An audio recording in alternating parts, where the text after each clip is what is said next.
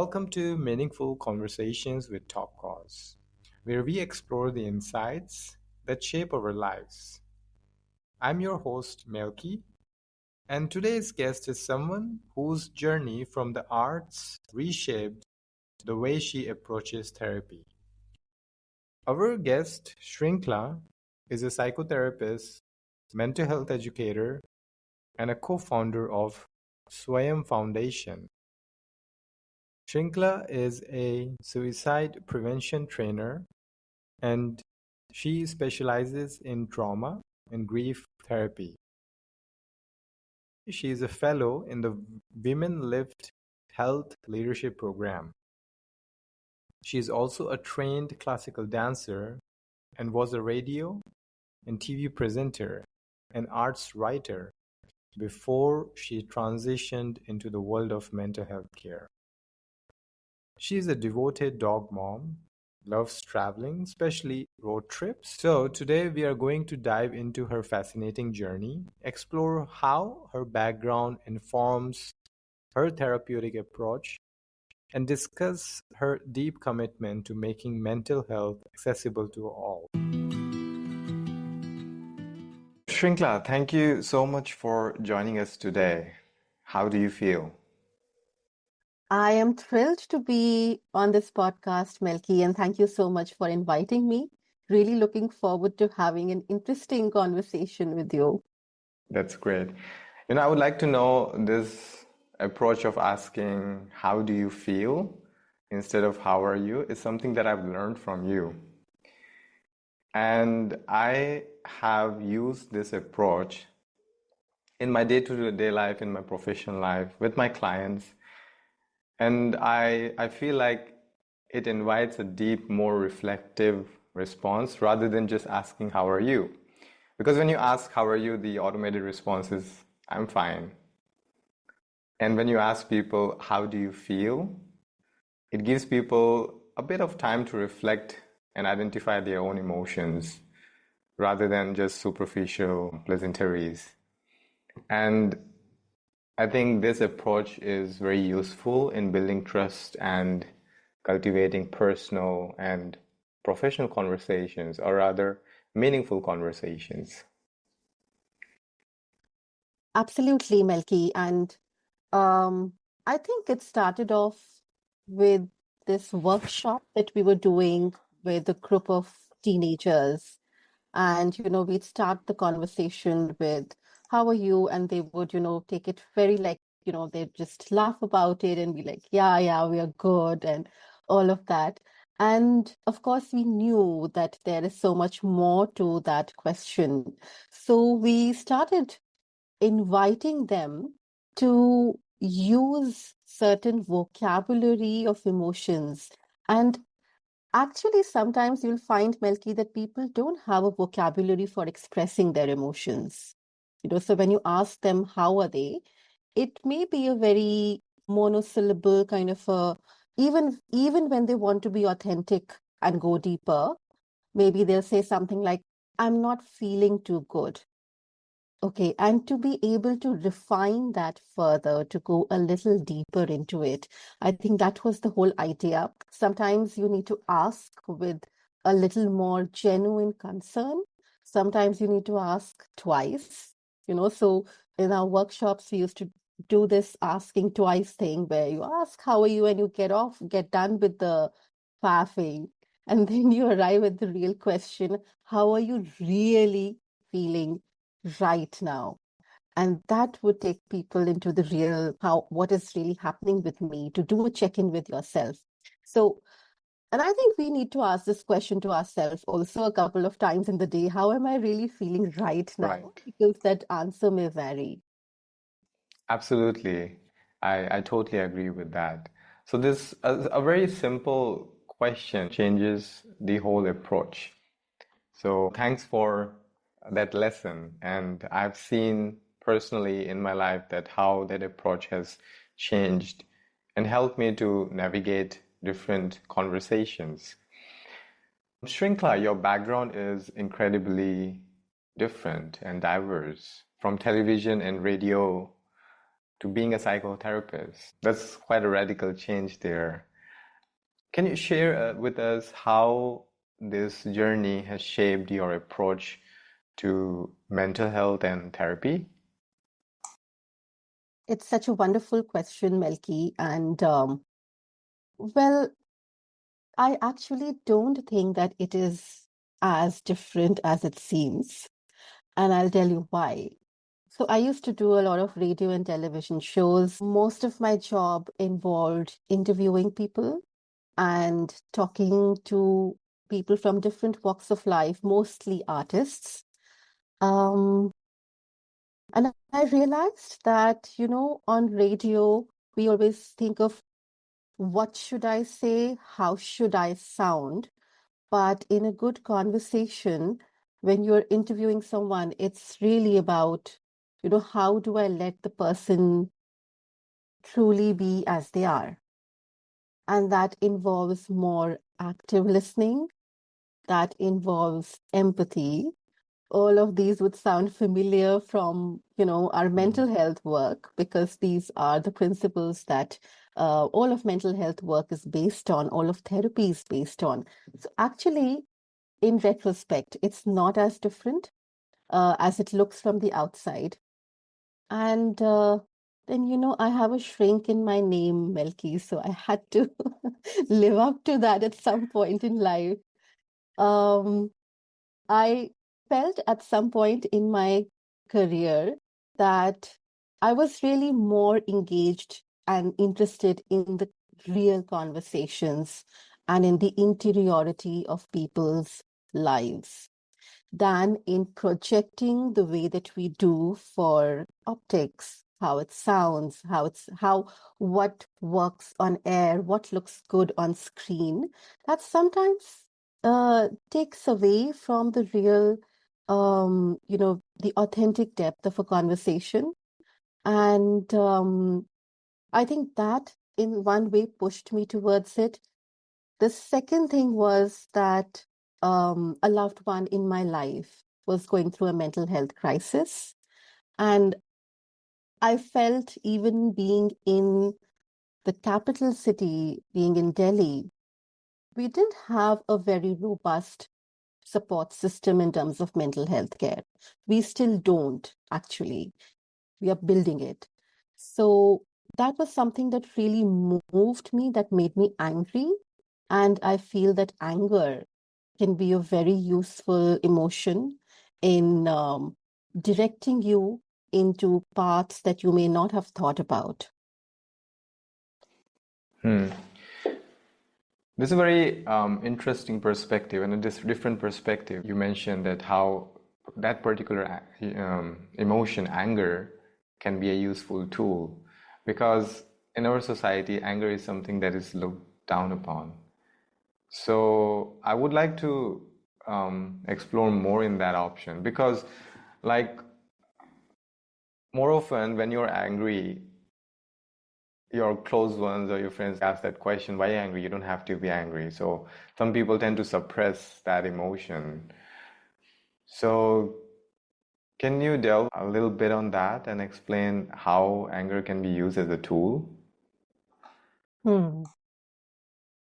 I really love working with anger, Melky, in my therapy work, even with Mm-hmm. myself. I'm sharing this because personally, I feel like Um, it's been difficult for me to be angry and to know exactly how to express that anger. One of my first jobs as an intern writer was for the Hindustan Times. And I was asked to write an article on anger, especially in teenagers, and this was for the youth supplement. So I Mm. interviewed a few people. I interviewed psychologists. I interviewed people who had had incidents of rage. And I remember that, one of the editors who was mentoring me read that piece and said, "But Shrinkhla, have you ever really been angry?" And I said, "Of course, everyone's been angry, right?" She Mhm. said, "No, in your, it doesn't show in your words that you've actually experienced it." And that really hit hard because It's true that, through my life, I may have felt this that, you feel that anger coming up, but sometimes you don't really let it um brew. That's the Hmm. word I'll use. You don't really allow it to brew into something useful, or you don't know how to handle it. Maybe it's overwhelming and it just goes into an outburst. So the way we'd like to look at it in terms of psychology is that anger is something you feel very deeply about. It's about something that you feel for. That could be a cause, that could be a person, that could be something that happened to you. You feel deeply about it. And the other aspect of it is that there's something in that where you feel powerless. Hmm. So, for instance, when I'm sharing that I felt really angry about the mental health care support systems not being as supportive as they are meant to be, I really cared about my loved one and what they were going through. I really care about the fact that, if this is happening in Delhi, then smaller cities and towns, we have no idea what the accessibility to mental health is. And that's annoying that does, even now it makes me angry. Like, we're in 2024. Um, and I felt powerless. I was not a trained psychologist at that time, was not planning to be one. Hmm. Uh, and I did start with mental health advocacy work. Um, and I felt at that time that there's something that we need to do. So one aspect of it is what you mentioned, Melky, that, people around us will notice and they may feel uncomfortable if a person is expressing their anger.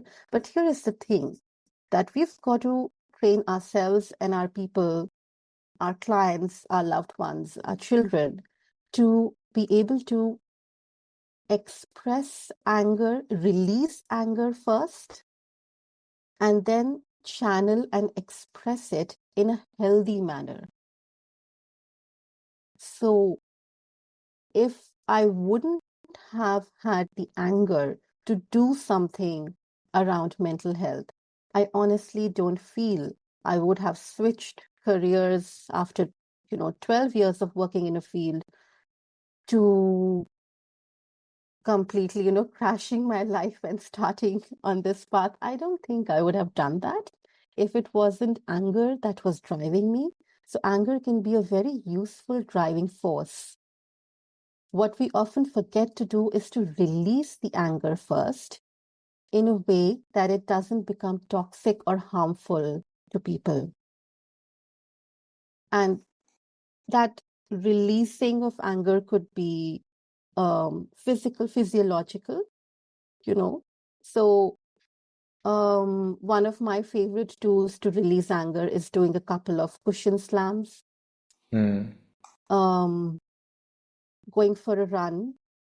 Another one I love is doodling violently on paper and then, crumpling that paper and throwing it.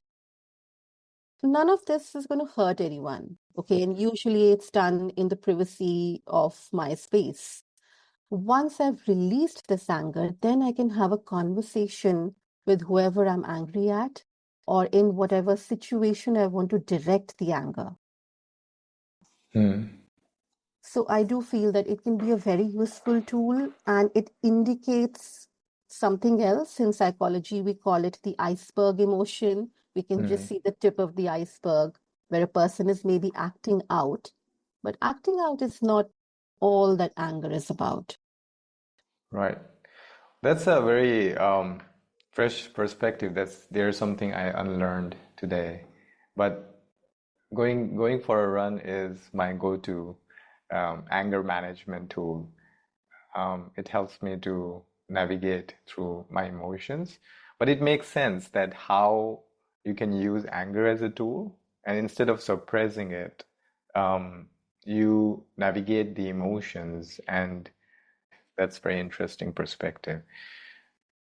Shrinkla, you also mentioned that how your shift from being an artist or, appearing in radio program to mental health therapist is all about providing safe space. I think I can resonate to that because I'm also a communication coach. And my first approach is to provide a safe space to my clients. So most of my clients, they have this issue of communication. And through my years of experience, that's what I have observed, that people are not able to communicate because they don't feel safe enough. And that's my first approach, to make people feel safe first. Also, you mentioned that you were angry because of the mental health situation in Delhi or perhaps in our country. So, with your deep understanding of the mental health landscape in India, and as you're working on a grassroots level, what do you see are the most pressing issues um, that need to be addressed, um, perhaps in India or in Global South? And how do you see your role in contributing solutions? So, Melky, logistically and in terms of policy, I could point out a number of things, but I'm going to stick to the core, the heart of it, which is that there's too much shame and stigma around mental health. Mm, More so, I don't think that there's any place in the world where this does not yet exist. It exists in different measures, in different ways. Maybe there are more conversations or a little more openness and accessibility in certain countries in the West. Definitely in South Asia, there is a lot of, um, you know, it seems like on ground, when you actually look at the situation on ground, even though there's a lot of advocacy work that has been going on that we are doing, sometimes again, one feels like it'll take a while. It'll take maybe another century or so for us to be open about mental health conversations, to be able to say, just like we can say that I have diabetes, to be able to say I have bipolar disorder, I have schizophrenia, and not be wondering whether the person who is listening would be judging me, would be getting scared, would distance themselves because now they have this information, would weaponize that information to fire me tomorrow. These are real concerns that people have, and these are actual situations that they find themselves in. So it's very difficult to open up conversations around mental health, to even say that maybe, I'd like to see a mental health professional or get help, get support. Um, if, we're able to address this, so let's say, how do we address it? It'll be through media, first and foremost. Media advocacy is really important. And that's again where my work in radio and television was important. It's been important for me to see how can we poise or pitch this conversation and not blindside people into it, but make it like gently open the conversation. Media advocacy is really important. Then I'd say that having conversations with people um, in everyday spaces, maybe not very intense, deep mental health related conversations, but mm, just, like things like really asking, how are you feeling? With that genuine concern can right. make all the difference. Um, so I do feel that it is first tackling the stigma and shame. And when that happens, there will be so much more space for us to hold our experiences, and so many more safe spaces for mental health um, experiences to be uh, accepted. There'll be so much more acceptance. And we've tried to do that with some of our support groups, Melky, where, it's a specific group of people who are going through a specific experience. And we know that within this group, there'll be an understanding, there won't be judgment about this specific issue. And it needn't be mental health professionals. It can be anyone who's living through that experience. I think support groups really help, and it'll take a while for support groups to open up into, your larger communities. But for now at least, having these small, compact communities where there's a safe space for people to be and to express, I think that's important. Mental health is still considered as a stigma. I do agree with that. A lot of people hide that they're seeing a therapist. We need to normalize it. Like you mentioned that it's okay. It should be okay to say that I'm diabetic and I have a bipolar. So I think, yeah, and like you said, it will take another century or maybe a thousand years, to get to rectify that. But I'm quite optimistic with the work people like you are doing in society, especially on the grassroots level. Shrinkla, I also feel that mental health is kind of a privilege. Going to a therapist is kind of a privilege because, especially in our society, not a lot of people go to therapists because of financial concerns. And you always state the concept and the idea of affordable mental health. Could you tell us more about your foundation? So we started Swayam Foundation in 2015 with the idea of making mental health more accessible to people. You're right, Melki, that it is a privilege in our country. And it's a luxury to be able to afford therapy also. So how do we tackle this situation? Because also for mental health professionals, while one is committed to social justice, it shouldn't be a situation where you're not able to pay your bills and this is your livelihood. And, you're struggling yourself, but also trying to support other people. So it's a tricky, it's a catch-22 situation. What we try to do at Swayam Foundation is to see if we can offer pro bono therapy or low-cost therapy to certain to people who need it and to people who don't have the resources, requesting that funding and resources from people who can afford it and who can offer their support in terms of, say, sponsoring therapy for an individual for, say, 3 months. So if you know how therapy has helped you and you can sponsor someone else's therapy for 3 months, that's something. It's like giving back. And of course, it's anonymous. You don't really know, who the person is that you're helping, but you get to see the change. You get to see how the progress has been. You get to be part of the movement in some way. That's one way of doing that. Then, of course, we have our free support groups. We have listening circles. These are all places, community spaces that we're trying to open up where people can have conversations and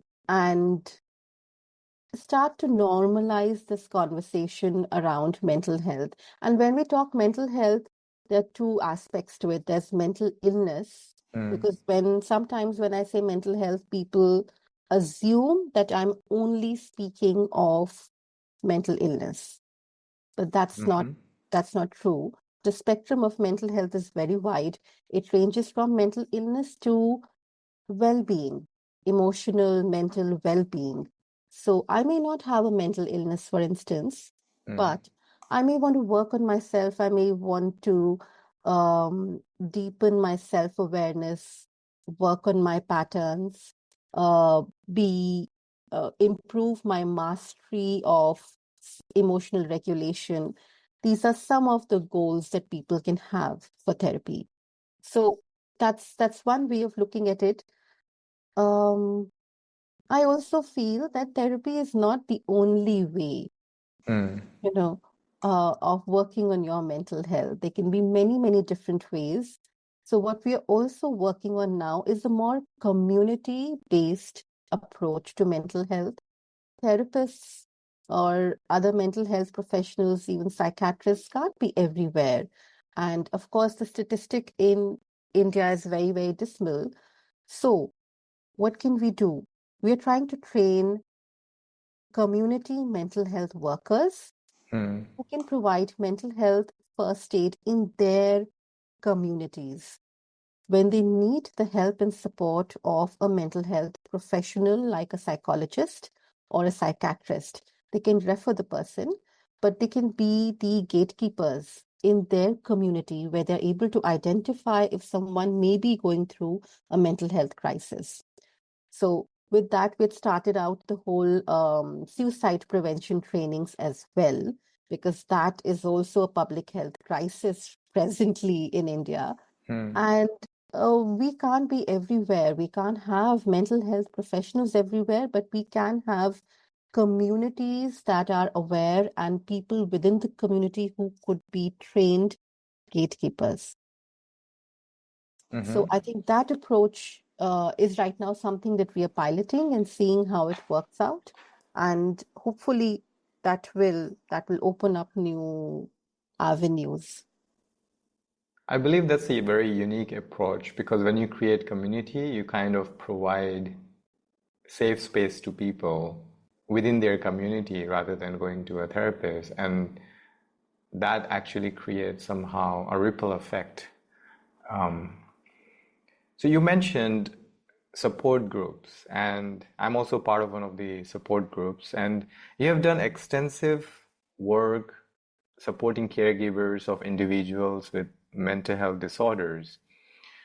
And you have formed the support groups for these caregivers. I would like to know what are some of the common challenges caregivers face, and how does um, support group help navigating these challenges? So, could you tell us more about the caregiver support group? So, Melky, like I mentioned earlier, that I started out as a caregiver to a loved one, and then decided to train in psychology. I felt like there wasn't enough understanding. I won't say there wasn't enough support because people have families. I have a very supportive family and friend network, for instance. Okay. Mm. I feel fortunate to have that. Having said that, the experiences within caregiving are very unique, and within mental health caregiving are even more different than other kinds of caregiving. So, for instance, when you're caregiving for someone with a physical health issue, you're not really questioning yourself, uh, is this how the person is? Is this person their diabetes? You know, you know that they have a condition, and that condition may not be affecting their everyday behavior to that extent or your relationship. But often in mental health caregiving, this is a question that caregivers are left struggling with. Is this the same person? Is this the sibling I grew up with? Is this the partner I chose? What's happening here? Um, and it it does deeply affect your interpersonal relationships as well. That's one. Secondly, because there's so much stigma and shame, like we were speaking earlier, around mental health, it's very difficult to own that role socially. So I may not have revealed to anyone that I take care of a loved one with a mental illness. And So people don't really know that I am a caregiver, and they don't know what it is to look after someone with a mental illness, both of these things. So this is the kind of understanding that was missing. And this is the reason that we started the support group. Here, people can, in a very safe space, and the reason it's safe is because we all have similar experiences. You don't have to explain to another fellow caregiver why you're feeling so angry, resentful, why you're questioning, do I even love my loved one, or do I just hate them? And say things like that, which you can't really, you can't really express to anyone. When you try sharing it with family and friends, what happens is that they usually get very concerned, maybe for your well-being, or feel that, this is a very, it's a huge burden that the person is carrying and don't know what to do. So often you hear a lot of advice, well-meaning, but probably not what a caregiver is really looking for. Um, and actually, even for a caregiver, the most precious thing that one can do is to ask them, because usually you're asking about the person that they're taking care of, right? That how are they doing? Are they feeling better? But to ask the caregiver, how are you holding up today? How are you feeling? Was something that was very precious, and our support group provided that space for people to just be able to express that. A lot of anger sometimes, caregivers can go through depression, burnout. All of these are quite a regular part of a caregiver's life. And when you're living in firefighting mode, it changes uh, it changes your perspective on life. And in neuroscience, we believe it also changes your neural pathways. So it's a different experience. So we're able to share all of those experiences. You may have someone ranting at 3 a.m. in the morning on our WhatsApp group, a caregiver who may be ranting about how they've not slept the night and now they're in a bad mood and how they hate their loved one and, wish they didn't have to deal with all this. And someone will be there to hold space for that and then rant over. You're not going to take that toxicity and, not say something mean to your loved one, or take it in your everyday life. So you need some space to be able to release without being judged for it, with no one wondering, oh my God, do they actually hate their person? No, of course we don't. We love them. That's why we do this. But we sometimes need to vent out. So going back to the same thing, like anger, in the same way, these feelings, it's so important to express them rather than suppressing them. Another support group which you started, and I think it's India's first therapist-led pet loss support group. Can you share the inspiration behind this and how you have seen pet loss affect mental health? I am a devoted dog mom, Melky, and I take a lot of pride in that. Pet parenting has been one of the core parts of my identity in the last 2 decades. Um, in fact, I feel I should have, I would have loved to maybe grow up with a pet, which, I really didn't. So when I lost my pet dog, Kaya, she is basically the mascot and the inspiration behind this support group. We source our energy and our inspiration from her. She was a therapy dog. She was trained to sit with me in therapy sessions. Um, I'm not sure, but I believe that a lot of clients came back to therapy just to meet her, not really for the therapy session. Uh, and when she passed away, it left a huge vacuum in my life.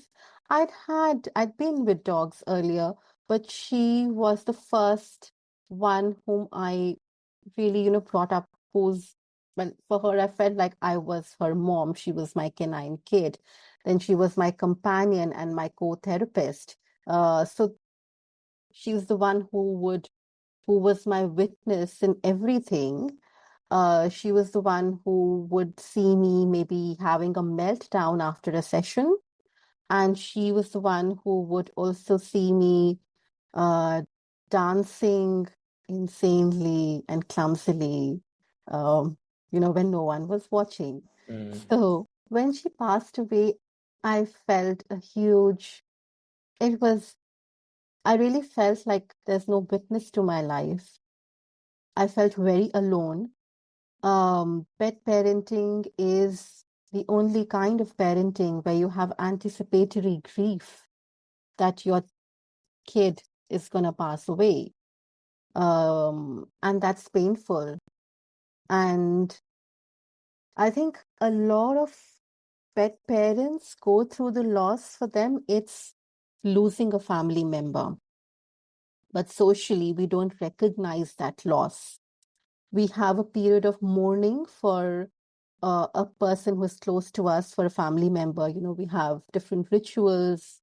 Um, if I were to share with someone that I've lost a family member, say I've lost a human family member, they would just really get it, right? They would say, I'd share with a colleague, they would get it. They'd be like, okay, Shrinkhla is not going to be her, usual self, like her usual cheerful self for a couple of days, and it's okay. No one's going to tell me that, okay, hey, why don't you come out for coffee? No one's going to tell me, okay, so your uncle passed away. Why don't you get a new uncle? No one's Mm. going to say that. Right. But these are things that pet parents often hear. Oh, you lost your dog. Have you thought of getting a new one? Hell no, that's not what I'm thinking of at this point. Oh, you're still upset about your cat, really? But that was almost 3 weeks back, right? Yes, it's only been 3 weeks, and maybe even after 3 years, I'll be grieving this loss. So Mm. there was no space. We call it, in psychology, we have a term for it in grief theory. It's called disenfranchised grief, Mm. where society doesn't recognize that particular kind of grief as a legit grief that you can express socially, culturally. So we wanted to create a safe space for that. Um, and we found that people genuinely miss having that space, even with their friends or family who are not as close, or who've not been pet parents. It's very difficult to explain what your pet meant to you, and it'll be a different relationship with each pet parent. Um, we wanted to honor that. We wanted to have a space where people can actually grieve together and maybe support each other in going through that grief, and you know, have share those memories of their pets. As a culture, I feel we often rush through grief Mm. because it's uncomfortable to see someone in pain naturally, and you try to come up with these empty platitudes or consolation. It'll be fine, you can get another pet. That's okay. It's well intentioned, but what the person really wants to do in that moment is to just maybe, you know, withdraw from the world, maybe just cry their heart out, maybe Mm. share about the beautiful and not so pleasant memories of their pets. How what they would eat and how they would tickle them, how they would wag their tail, and also how they passed away, what were their last moments like. Is there something called a rainbow bridge? These are the kind of conversations that people want to have, and they don't have a space for that. So that was the whole idea. And Kaya's beautiful soul keeps guiding us in this work with our pet loss support group. Thank you, Shrinkhla, for sharing that story. And for our listeners, I will share the link in the description of the support groups. And if any one of the listeners would like to join your support group. Shrinkhla, I would like to ask, we talked about safe spaces. So can you quickly talk about like 3 tips how individuals can provide safe space to their loved ones or within their community without being a therapist? Well, the first one is to be non-judgmental. It's a very big word, easier said than done. We are human, we will judge. Being non-judgmental doesn't mean that you don't have any judgmental thoughts. It means that you have those judgmental thoughts because you're human. You identify those and you set them aside and come back to the conversation. So that's one. And again, it's about practice. It's about practice. The more that you do it, the more you'll learn. And you know that very well, Milky. So, you've also been practicing it in your work. So you know that it's like building a muscle. Um, Empathy is something that we can develop and cultivate and apply as a tool. Sometimes empathy, for some people, it's difficult to extend empathy to others. For some people, the other way around also happens, too much empathy, which can lead to, we call it empathy distress. I'm feeling everything that you're saying. And a lot of us who have,